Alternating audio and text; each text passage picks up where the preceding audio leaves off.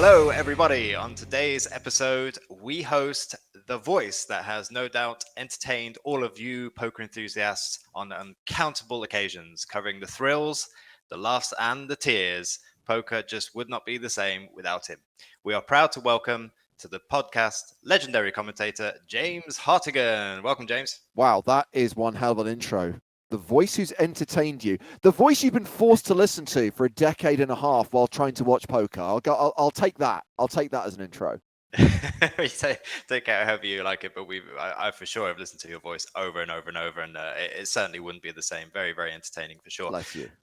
So tell us, let's go to the beginning. It's quite a niche role, right? Poker and commentary. There's not too many poker commentators out there. So how did this happen? Well, do you remember back at school where you'd have careers counselling and you'd look at potential career paths? Poker commentator was not a thing. Not on the list.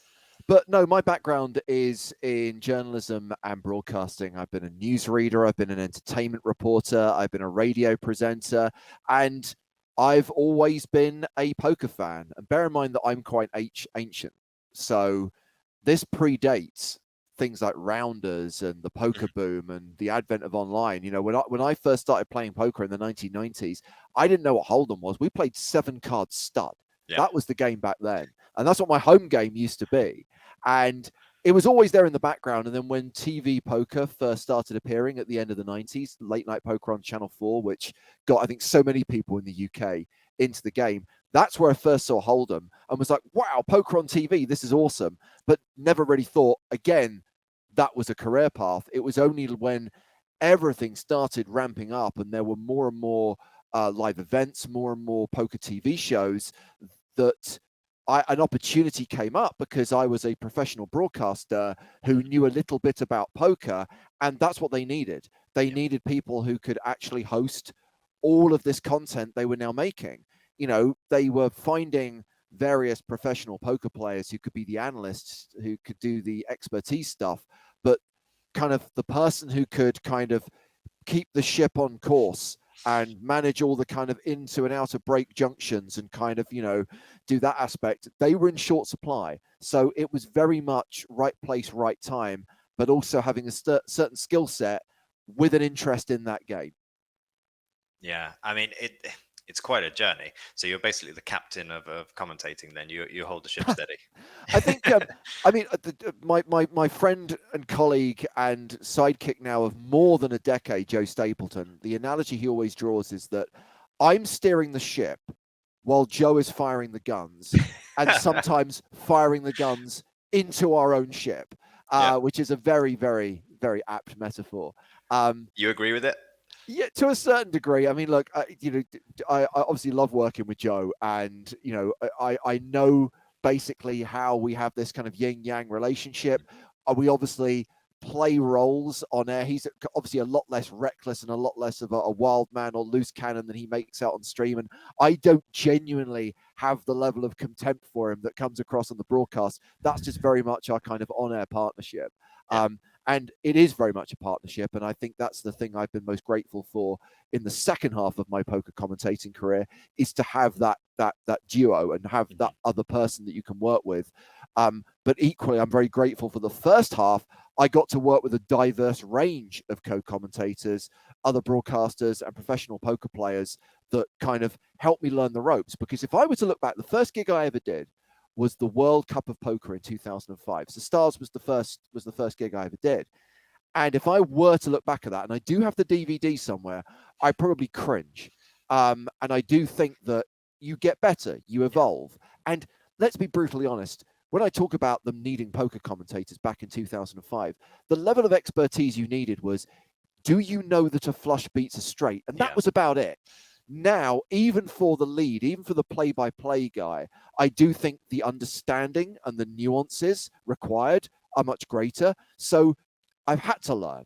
I've had to evolve, because that doesn't cut it anymore. You can't just go on there and go, oh, he's got big slick, or I happen to know that, pocket fours are the sailboats. Again, doesn't fly in 2022.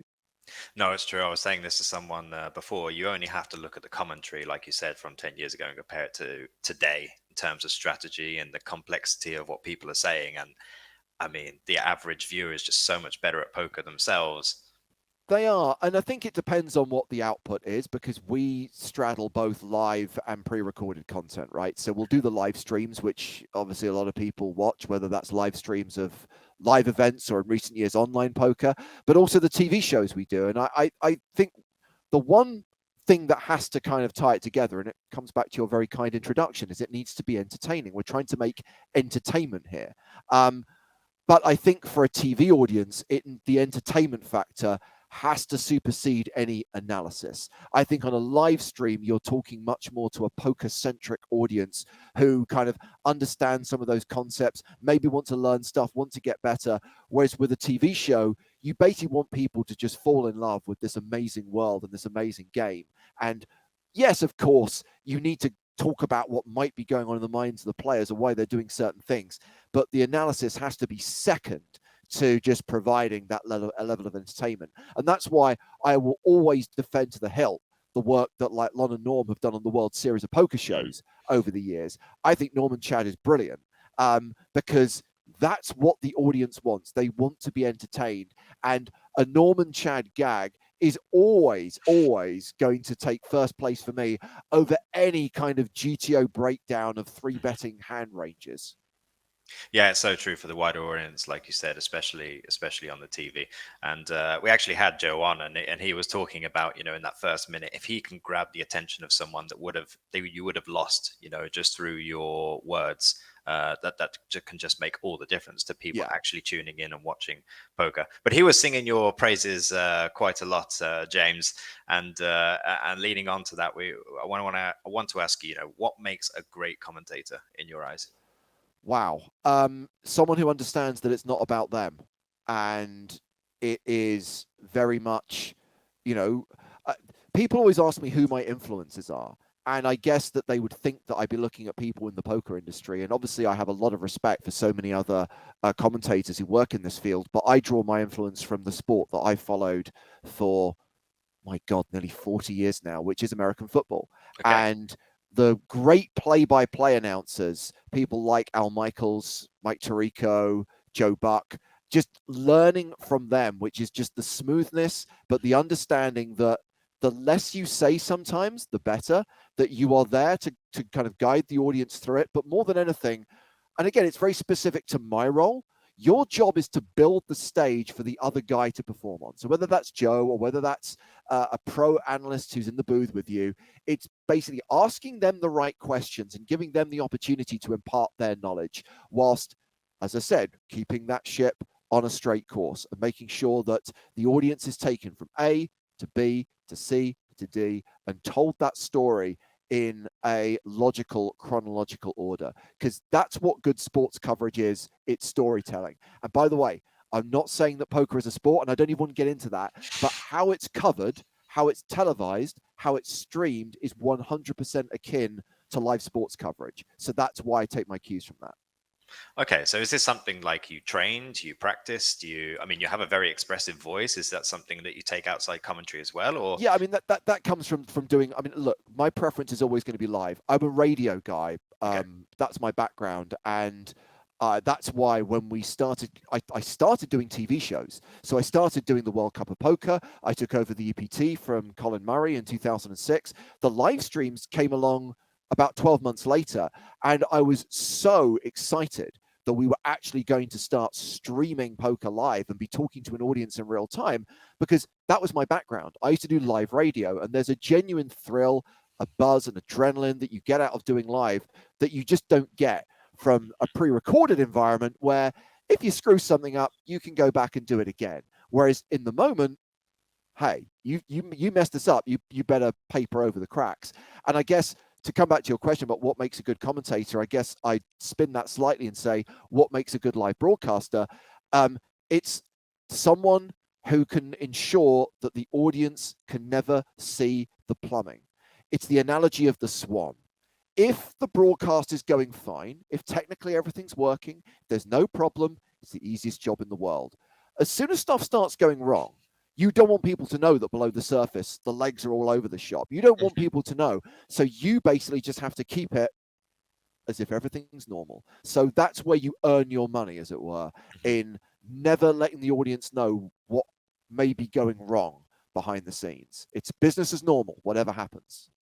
So what are some things that have potentially gone wrong that you've managed to, you know, make sure that the audience had no idea what was going on? I mean, we're talking about minor stuff. We've Yeah. had power issues over the years, like, you'll lose the graphics console and suddenly you'll have no graphics, or, something else has gone wrong. We can't replay a certain video, whatever. And Mhm. again, that's live broadcasting across the board. That's not Yeah. just poker. And it's just being able to paper over those cracks and cover it up and move along. And I see it on live TV. And the people I admire are the ones who just kind of are able to, when something goes wrong, they can just talk naturally for 3 or 4 minutes off script, and you'll never know that that videotape that was meant to run in that slot never made it to air, because it seems like this was always the plan. That's my inspiration, and that's the stuff I always used to love about live radio, and that's the stuff that I enjoy bringing to this genre of broadcasting. So let's take it back to poker in that sense. Like, what Yeah. is it about poker? I mean, you've been in this a long time now, James. So obviously you really enjoy the poker aspect. Like, what is it about poker commentary that's like, no, this is where I want to be? Um, it's weird. I guess it's just, oh, I've found a niche now, and I'm going to own that niche. And Okay. it's not that I ever have any desire to necessarily uh do anything else. Look, I mean, I'm not the biggest sports fan in the world. Outside of American football, I don't really follow many sports. I've never had that desire, knowledge, or expertise to be a sports commentator per se. I think there's a lot to be said for talking about something that you really like. And I've been very privileged in my life to have been a film critic. So I'm a huge movie fan. I studied film at university, and to then go on and actually talk about movies professionally and interview film stars and directors professionally, anytime you can specialize in your hobby, as it were, is amazing. So again, poker is something that's always been part of my life. It's a game I absolutely love, despite my inability to make a career out of playing. But that's never been the desire. It's never been about money for me, poker. It's always been like, fun, and it's the social aspect for me, like the home game I play with friends. That's always been the selling point for me. So to talk about a game that I enjoy, to talk about one of my hobbies, one of my passions, and do that professionally, I guess that's the hook. And more than that, it's the opportunity to work in an industry that's really interesting, that's constantly evolving and constantly developing. And yes, for the first 9 years that I worked in poker, I was a freelance broadcaster who just did poker TV shows or did poker commentary and presentation. But in recent years, since 2014, I've worked full-time for PokerStars, and that's not just doing commentary. It's not just doing TV shows and live streams. It's working behind the scenes on video content, campaigns, initiatives, marketing plans, stuff to kind of, grow this game and spread the word, if you like, as a poker evangelist, about this awesome hobby. Yeah, for sure. I mean, what are the biggest changes you've seen in the industry over your time? I think, look, I guess the obvious one is regulation, right? Is that, when poker started, it was kind of just bang, online poker's everywhere. And regulation, make no mistake about it, is a good thing. It's good for the players. It's good for the industry. To be licensed and regulated is the way to go 100%. But what that has meant is this kind of slightly fractured poker world. And again, to come back to the very first gig I ever did in poker, the World Cup of Poker, that was a promotion that was global. Every country played together online, and then, of course, the finalists would come together live to play for this prestigious title. Well, that's just not the way things work anymore. Obviously, No. you have countries like France, Spain, and Portugal, which are their own thing. You have a ring-fenced markets like Michigan, Pennsylvania, and New Jersey in the United States. It's very different. The landscape's very different, and that brings challenges, it brings rewards, but that, I think, is the single biggest change, the fact that it's not just all one thing anymore. Mm-hmm. Yeah, it's completely true. I mean, I've seen that myself. Where do you think it's going in the future? I think there is huge potential in North America, and that is really exciting because, I don't want to dwell on the past, but obviously not being able to have online poker in America has been, I think, a huge loss to the industry overall, and a huge loss to people who are poker fans in America. And the fact that that is changing, and state by state, we're seeing the situation change. I think there is the prospect for that to, in the next 5 years, I think there's some amazing potential there. It's absolutely nuts when you think about it. America, we just completely lost them, and the land of the free, they can't even play online poker. It's just nuts. But like you said, it's changing slowly but surely. But hopefully we'll get there. Yeah, I sincerely hope so, because I have very fond memories of the NAPT, very fond memories of the PCA when it had like nearly 1,600 runners, when of course all the Americans would qualify as well. So yeah, bring it back is what I say. So tell us, I mean, obviously COVID happened. You're a live commentator. How was that? The weird thing is, we obviously, live poker, it was very clear to me, was going to be off the agenda for some time. I think there was a naive expectation from a lot of people in all walks of life that this was going to be a matter of weeks or maybe a couple of months. And I think with the benefit of hindsight, we can now realize that was at best optimistic, at worst excruciatingly naive. But I immediately said, look, if you think about like a live poker tournament where everyone is touching the same cards and the same chips and is all huddled together, live poker is going to be off the table for some time. And of all the things that the world will have to sacrifice for the foreseeable future, I think we can live without that. So the very first thing that we wanted to do was kind of just provide some form of entertainment, some form of distraction to people who suddenly found themselves at a loose end. There were people who were working from home, but there were also people who weren't working, who had been furloughed or had lost their jobs.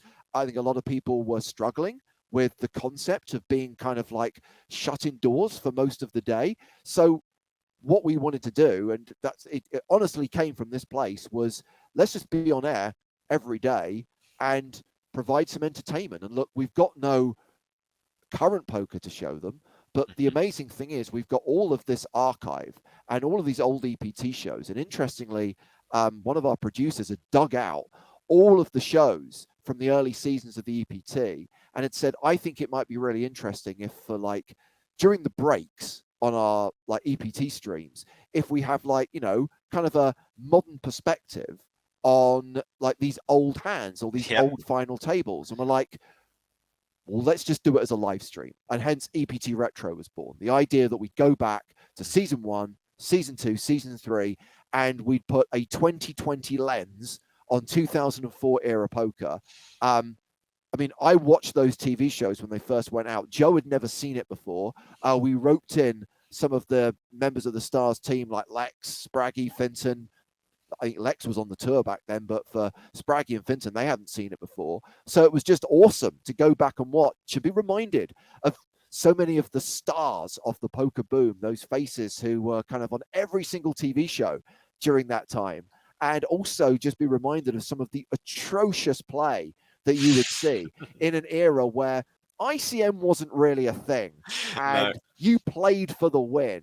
And yeah, it was just really, really entertaining to do that. And that just led to us kind of doing this trawl through the archive and taking us up to, I think, season 7, which is when Joe first joined the EPT in mid-2011. So that was point one. And then the realization that the entire poker industry was moving online. And what we saw is that all the major live events were basically being run online. Yeah. And what PokerStars was looking to do was do a kind of big online series, which would also give people something to watch, not just from the point of view of the Twitch streamers playing it themselves, but more of a kind of objective view like we would provide with an EPT live stream, and the technical capability to provide safe and secure cards up coverage of online poker. Well, that was a huge development. And that was something which you could argue should have been developed years ago, but it was only developed, I guess, out of necessity. Yeah. But thank God it was, because not only did it allow us to still cover live real-time poker during that period, but now as we come into a world where live events are returning, we can provide our audience with the best of both worlds, because we should absolutely be giving major online series like Scoop and WCoop the same love that you give an EPT Monte Carlo or an EPT Prague. So moving forward, I think it's great to have live poker, and the EPT live streams we do will still be our core content, the most important thing we produce, but we will continue to make sure that we showcase the major online series and also do our weekly Sunday Million stream as well, because the tool is now there. We know there's an audience for it, and it's absolutely right that the stars of online poker also have a spotlight shone on them, as well as the people who play on the live stage. Yeah, that's for sure. And just going back to what you're saying about, looking over all the old material. I mean, I've seen obviously all your content coming out, and it is very nostalgic seeing all of the previous hands and pieces, and especially bundling them all into, top bluffs, bad beats, and all these kind of videos. They're all really fun to see. Which do you prefer, live or the online scene? Are you talking about as a commentator, or is you talking Yeah. as a player? I mean, live, obviously, because I think it's and I'll be honest with you, coming into doing the online streams, I did not know what to expect, and I didn't know whether I would have much of a tolerance for watching avatars and effectively kind of just numbers on a screen. And actually, I've really, really enjoyed it, and I have a newfound respect for many of the players who specialize in those online games rather than on the live circuit. It's a different type of poker to cover. It's a different type of analysis. It moves at a much quicker pace. But of course, I think you can't beat an actual live event where you're looking at actual human beings. You can see the players, and you're studying more than just the bets, and talking more about just the kind of the strategy. That human element is always going to be key. And again, coming back to the fact that how poker is covered is akin to live sports coverage. A major live event, a major multi-day MTT, does feel like a major sporting event, and that is something that is great to be able to cover once again. Yeah, it's very gripping for sure when you can see the person sitting there. What's your take on sunglasses and hoodies at a table? I mean, that's something that is quite divided in the poker world of what should be allowed or what's okay. I mean, look, I personally do not care what people wear or how they turn. I think ultimately people should be comfortable. I'm not in favor of there being a dress code at the final table. We've joked on the stream in the past that, like, when we get to the final table, everyone should put on a jacket and tie, and that for Monte Carlo, everyone should wear a tuxedo. And I do think that would be pretty awesome. But ultimately, I think, I respect the fact that, number one, these people are paying their own way, right? The players pay to play, so they should not then have to comply with a series of requests. And these are long, grueling days, so they should be comfortable. So the irony is, I think a lot of people wear sunglasses, particularly at a feature table, because of the bright lights. It's not just because they're trying to hide tells or whatever. Do I think it's ridiculous when people kind of retreat inside their hoodies so they just become kind of like eyes? Yes, it is. But, I don't have strong opinions about it either way as to whether there should be some rule against it. But you draw the line at escaping into a hoodie, basically. I think it looks silly. I think it looks utterly ridiculous. But at the same time, again, it's something to, as Joe would say, it's something to riff on. It's something to have a laugh at, right? And look, if it's a strategy that works for players, if by doing that they're not giving off any information and they're able to make perfect plays without people reading them, then good for them. Fair enough. And as someone who's covered so much poker and seen so many top players, what would your advice be for anyone, going into a live event? Enjoy it. And I think I got to play one EPT. The first, before I started working in poker. And that's how I first made the connection with PokerStars. It's a story I've told many times. As a radio presenter, as a member of the media, I was invited to play the EPT in Deauville in season 1. And while I was there, that's where I met many of the marketing team and met one of the owners of the business at the time, Mark Scheinberg. And that's how my career as a poker commentator started. As I said before, right place, right time. But it still will go down as one of the best poker experiences of my life, was being able to sit down in a prestigious EPT main event, make it to day 2 and not much further, because I played scared, and I probably kind of like went too far in one direction. The mistake I see a lot of amateur players or a lot of recreational or qualifiers make is they go the opposite direction. It's like, I've got 300 big blinds, I'm going to play every single pot. Trust me, if you go to the flop against a professional, if you go to the flop against a Sam Greenwood or an Olashemian, I don't care whether you're in position or not, they're going to eat your lunch. You play through the streets against these guys more times than not, unless you are running pure, you are going to get eaten alive. So I do think the tight is right, and playing premium hands, playing in position is right. I probably just took it to the extreme. But more than that, I just enjoyed the experience of being at this event, of sitting at the table, of just being in that environment. And that would be my advice: is don't overthink it. Don't start watching loads of videos and reading loads of books. I'm not saying for 1 second that study isn't important, and people can get a lot out of learning more about the game. But more than anything, if you are going to go to a live event, whether that's a UKIPT or a £100 local comp at your nearby casino, enjoy it, because it's a game that's meant to be enjoyed. Absolutely, you're not going to stick out anything if you don't enjoy it. So I mean, that's No. the root. You've been around some really high-profile players, and obviously some of the best players in the world. What makes them stand out in your eyes? Oh, I mean, it's interesting because, again, I think this is where the longevity question comes up, or the matter of longevity comes up, because obviously you see people and you think, oh, here's a bright new talent, or here is someone who's like, and then they're gone within several months. Now, in some cases, maybe they just have. There are many people who do move on from poker. They play poker.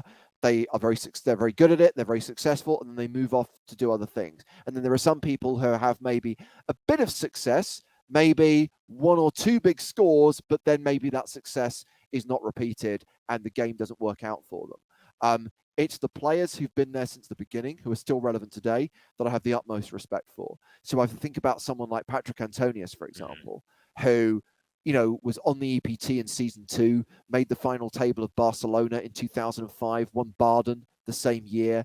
And if we fast forward to Monte Carlo 2018, he's back at an EPT final table, still relevant, still crushing, still a force to be reckoned with. Someone like Eric Seidel, the infamous hand in Rounders, which is the last hand of the 1988 World Series of Poker main event. And here's a guy who has basically been making a living playing poker, and now is still relevant in the biggest buy-in events in the world, and is still doing well, and is just so down to earth and just so kind of low key, right? I mean, Eric Seidel is like not a flashy guy by any stretch of the imagination.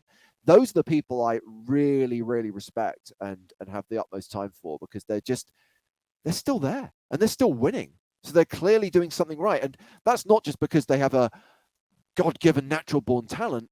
They've understood how the game's evolved and they're constantly learning. And talking to Eric Seidel recently on our own podcast, he said that, he talks to some of these younger players. He understands some of their concepts. He's not so arrogant to believe that this old dog can't learn new tricks. He knows that he has to keep up with some of the modern way of thinking. And I think that's really important. Whereas maybe there are some players who are stuck in their ways, and maybe the strategy that worked for them 10 years ago isn't going to work for them today. That is for sure. I think it's one of the most dynamic industries and professions you can have. Being a professional myself, the change that I've seen in the game is just unlike anything else. How's your poker game? How often do you play, James? I don't play as much as I would like to. I always say my home game was very much something of the BC era, before children, and it's never kind of been rekindled. I still play live whenever possible. The irony is, so Joe's in London at the moment because the UKIPT is in town, and I was really excited because I thought we were basically going to be able to play this event together. But annoyingly, I'm actually on holiday this weekend, so I can't play. But he gets to play that. Otherwise, that would be exactly the type of event that I'd want to play. And I've played some of the smaller events, the Hippodrome, like the London Series or the Super Series, which are around the 250, £500 price point. Joe and I were in Vegas at the end of 2019, and so I will always find an opportunity to play at least one of the kind of 120 dailies at Aria. So it's my poker playing is few and far between, but in a way that's really good, because when I do play, I'm really into it, because I've missed it, and I will again just really enjoy the experience of being at a table with chips and cards and just talking to other people. And that's why I think Vegas is my favorite place to play poker in the world. And I know it's a cliche, but you do just meet people from all over the world, all over the United States of America, and generally there's a really good atmosphere at the tables. If you're playing 1-2 no limit, which is my level, or you're playing a kind of $100 daily at Caesars or Aria, you are going to kind of like meet people that you want to talk to, and that's always the thing that's going to attract me to the game. And in terms of Vegas, like if someone wants to go to Vegas, what's your top Vegas tips? Top Vegas tips? Wow. I think, again, I think have your kind of the money that you're willing to spend on poker and have the money that you're willing to spend on Vegas. That would be my kind of biggest recommendation. But I would say that, and this is why you end up doing multiple trips, because you can't do it all in one trip. That's true. So big. And, you know, I know there are people who go there, and the moment they arrive, they'll be like studying the kind of like what events on when. Well, we can make the $50, you know, event at Planet Hollywood. Then we can walk across the road and play the 100. It's like, you know, try and, you know, don't go and just play poker. Take in a show. Go and play some Pai Gow. Go and kind of like, you know, just walk around the resorts, or just walk down the strip and just marvel in all of the absurdity of it. It's like, enjoy the experience of Vegas rather than just going to play poker. But yeah, the mistake I made the last time we went, and this is the other thing is to consider, is it was a Friday night. It was our last night in Vegas. I'm like, I'm going to play the 7 p.m. at Aria, and then we'll go and have some dinner. Forgetting that the 7 p.m. at Aria kind of runs till like 1 or 2 in the morning. So if you are going to do well, and I guess this is a thinly veiled brag, if you are going to make the FT, if you are going to, like, you know, cash and do a 7-way chop at the final table, it's just something to be aware of, that block out that time and don't make plans to see your friends, because you're only going to let them down. Fair enough. And in terms of favorite casino, which one would you say, the ones you visited? I think it is now. I mean, I'm by no means consider myself to be a Vegas expert anymore. There was a time, like between 2005 and 2009, I was going at least once a year, sometimes 3 or 4 times a year. In the last 10 years, I've been twice, but on both those occasions, I've spent significant time at Aria. I didn't stay at Aria last time, but I spent most of my time in the poker room there, and it's a really nice place to play poker. And again, I am not someone who is going to be like, where are all the worst players? I'm looking for the value. I just want, like, where's the nicest venue, which has like the nicest chairs, the nicest tables, and a kind of like well-structured poker tournament that I can afford to play. That's the thing that kind of is going to drive me. So that's why I ended up there, and I love the poker room there. Especially the chair aspect, right, James? We've learned that that's the crucial part, guys. Got to be comfy. Got to be comfy. Absolutely. Fair enough. So in terms of commentary, like, tell us some of the craziest things that have happened. Wow. I mean, I'm trying to. I mean, obviously it's interesting because when we did those retro streams, I was reliving many of those memories of over the years of some of the more kind of like absurd things that happened. I mean, there was a wild rap party the very first EPT I went to in Deauville. There used to be a nightclub at that casino called Regine's, where the only drinks they sold, no word of a lie, was either champagne, which was ridiculously expensive, or Desperados, which is a drink you have to be desperate to drink. It's basically beer with a tequila shot in it, and it's disgusting. So I have this awful thing where tequila is my kryptonite, and tequila will kind of just that's my kind of blackout drink. So it's and I just remember, I remember this crazy party. I remember very clearly Vicky Corrin dancing with Willie Tan. I remember John Duffy busting his moves, kind of like dancing around a kind of table, and the rest of it is a blur. But yeah, some of the parties have been pretty wild over the years. There've been some great highlights. I think I talked about this when we did the retro streams. There was an incident in Dortmund. There was a party at the nightclub at the casino in Dortmund where they did a live show with snakes, and I'm not a huge fan of snakes. And so I find myself out on the balcony of this nightclub, pretty much trapped, because the only way off the balcony is either to jump several stories, not going to risk that, or to walk through a club that's full of snakes. So I'm basically on this balcony, kind of like happily drinking my red wine. And William Thorsen, who was a Swedish player, who was a kind of quite dominant force on the EPT in the early seasons, he'd finished 4th or 5th in the main event. So he'd had a big cash. So he was buying drinks for everyone. And he came out onto the balcony with this tray of vodka Red Bulls. And William decided that you need a proper drink. So he literally pushed the glass of red wine out of my hand and gave me a vodka Red Bull. And the best way I can describe it is that William Thorsen was waterboarding me with vodka Red Bulls. And I was basically stuck on this balcony, wanting to go home or back to my hotel, not able to leave because of the aforementioned snake show, drinking vodka Red Bulls. By the time I was able to get back to my hotel room, it was 5 a.m. and I couldn't sleep because I'd had so much Red Bull, and I'm kind of like just shaking in this bed. But that's just one example. There are many others, some of which probably aren't broadcastable. Fair enough. So what does the future look like for James Hartigan? Oh, wow. Well, I think the immediate future is the fact that we're getting back on the road, and make no mistake about it, it was awesome to go back to Prague. It was awesome to have the EPT up and running again and realize how much you miss it, how much distance makes the heart grow fonder. And again, this is where it's very easy to be stuck in a rut, the right expression, I guess, almost kind of that overprivileged sense of, oh, here we go, it's Barcelona again, and oh, here we go, Prague at Christmas for the 5th year in a row. And then when you don't have that, you realize how lucky you were to have that and how much you've missed it. So the immediate future, I'm excited to go back to all of these places and cover all of these events and do a job that you just took for granted and didn't realize how much it meant to you and how much you need it and how much you enjoyed it until it was taken away from you for 2 years. So I think there's some really exciting plans, some really exciting stuff coming up in the live events world. And to get back out on tour again is what I'm most excited about. Yeah, I think everyone is really itching for it, especially poker players. And like you said, everyone touching the chips, it's one of the last things to really come back properly. So I think it still will take a while. It will. And again, the thing I would say, and it's weird, of course, you look at how different things were in Europe to America.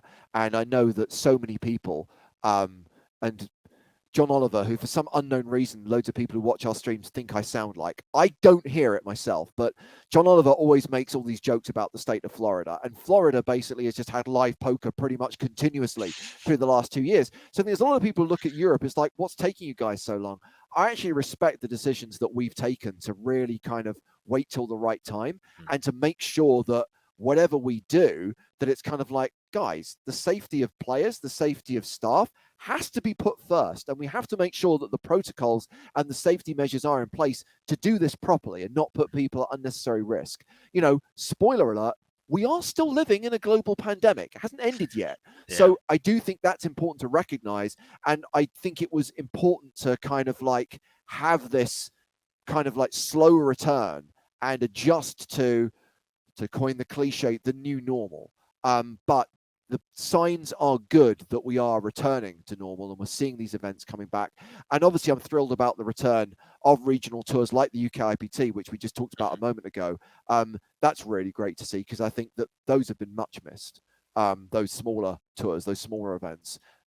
And obviously I know that there will always be a special place in the hearts of UK players for the UK IPT. I know the Spanish players love the Estrella, so it's awesome that we can start running those again. And what other plans does PokerStars have in the future coming up? If I were to tell you, they'd probably fire me for it. Okay. Yeah, I mean, basically, I can't tell you anything that's not already in the public domain. I think that, look, the key thing for me, and this is not me just making excuses or trying to spin the question. I find it genuinely difficult to think beyond the next few weeks because obviously I spent most of my life, or certainly most of my life working full time with PokerStars, looking ahead to the next big live event where we're going to do a huge live production on site. And then I've spent the last 2 years worrying about which big online event we're going to do and the production we're going to put together to cover that. Now I have to worry about two at once because I've got EPT Monte Carlo happening at the start of May. And the moment we get back, the Spring Championship of Online Poker Yeah, of starts. course. So we've got EPT Monte Carlo and Scoop. It is the best of both worlds for everyone, but it's also a lot of energy that needs to go into making sure that one's ready to go the moment we get back from the other, and all the preparation and pre-production that needs to be done.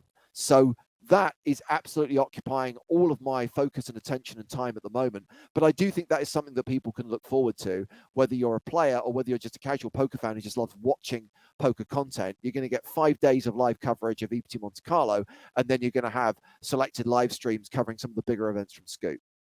Yeah, and Scoop's quite a long series. I mean, compared to live events, I guess it's what, 4 weeks, Scoop? Yeah, it's May 8th to June 1st. It's like 3.5 weeks. But, you know, we as with the most recent W Coop, we wouldn't be streaming every day. We'll focus on, you know, some of the marquee events and obviously the main event. And I think that's the key thing I can reveal is that, you know, the main event will be as close as we can to our EPT coverage, where we cover like the last 3 days. So you see it play through the bubble, you see it play down to the final table, and then you see the final table. So you get that sense of like following the journey, telling that story, following the players, which I think is really awesome that we can do that with online poker as well as live. Yeah, it's super good. I mean, I've watched the streams; they're highly entertaining. I love all the graphics and all the things that are going on with this. They're so they really are captivating for on. Like, you can't believe it's just online. You know, it does feel like similar to the live events almost, but you obviously can't see the people. But it's and obviously I absolutely love the dichotomy of having Sam Grafton providing kind of top level analysis of what Graf Tekel is thinking as he makes this questionable check raise on the flop while we're firing animations left, right, and center. But it comes back to what I was saying before, is I do think you have to make it entertaining. And look, I think that you don't have the dynamic visuals with an online poker tournament that you're going to get in the live world. So you got to do something, right? And hey, look, players at the table can throw poo at each other, so it's only an extension on that. Yeah, it's true. Okay, let's skip to the rapid fire round now. James, are you ready? Okay, am I on the clock here, or is it just kind of like the first thing that comes into my head? First thing that pops into your head is good. All right, ready? Yes. All right, let's do it. Favorite poker player? Gary Turnbuckle. Podcasting or commentating? Commentating. Favorite event and why? Oh, see, I can't answer this quickly.